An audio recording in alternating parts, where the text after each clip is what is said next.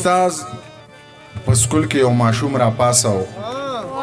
ویلې بچیه پلار دې څه کار کوي استاد په سکول کې یو ماشوم را پاسه ویلې بچیه پلار دې څه کار کوي ماشوم سړی ډېر په غري ونیولي انداز خپلو ملګرو ته چاپېر وکتل سترګې یې ټیټې کړې او روښانې ویل استاد جی په دماکه کې مړ دی یو څو رڼې اوښکې په مخ تېرې شوې دي تګې ځمکې داسې جذب کړې چې لکه چینده چې میږی راکاږي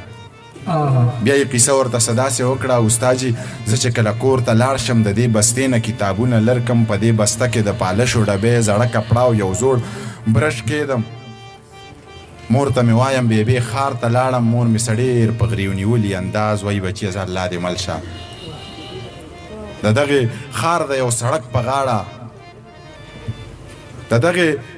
د یو سړک په غاړه په یو فوټپات دغه کپړه خوره کم سره د برش او د پالشه کینم بیا د دې ښار دغې ړندو خلکو لا د پیزارونو صفایي کومه استاد ړانده مې ورته ځکه وویې ما نه تر اوسه چا تپوس ونه کو چې دې بسته کې کتابونه خوند کوي په دې چاچو کې قلمونه خوند کوي ما نه تر اوسه چا تپوس ونه کو چې دې بسته کې کتابونه خوند کوي په دې چاچو کې قلمونه خوند کوي په دې بکسه کې خو رنګونه خوند کوي خو زه ګیله د چا نه ځکه نه کوم چې اوازونه د انسان اورمه خو په دې ښار کې انسان بالکل نشته خو زه ګیله د چا نه ځکه نه کوم چې اوازونه د انسان اورمه خو په دې ښار کې انسان بالکل نشته دلته د زړه خاوندان بالکل نشته دلته په چا کې ایمان بالکل نشته اوس ماشوم قیصه لا ختمه کړې نه وه چې د چوټۍ ټالۍ ووخله خاموشي ورسره ماته شوله ماشوم په مخ دواړه لاسونه راښکل خپلې اوښکې یې پرې وچې کړلې خو په تلو تلو کې استاد جي ته وې بې ادبي ماپ خو منیر وایي چې د لوږې مړه نه بې ادبي ماپ خو منیر وایي چې د لوږې مړه نه نو سوال د چا نه سله وکم رزق هغه راکړي نشه ورپسې خپله وکم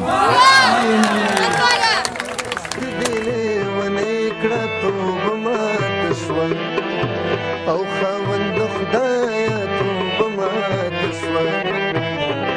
چې سپینې واورې ورېدې درواته ما توبه ماته شوه خاوند خدایا توبه ماته شوه ما د وړې لیلا نه توکه لاسونه توبه ماته شوه خاوند خدایا توبه ماته شوه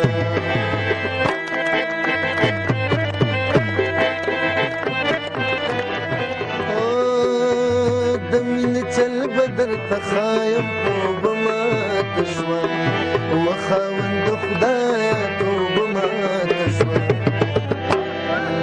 د صبرېدو چل به له تا نه زده کوم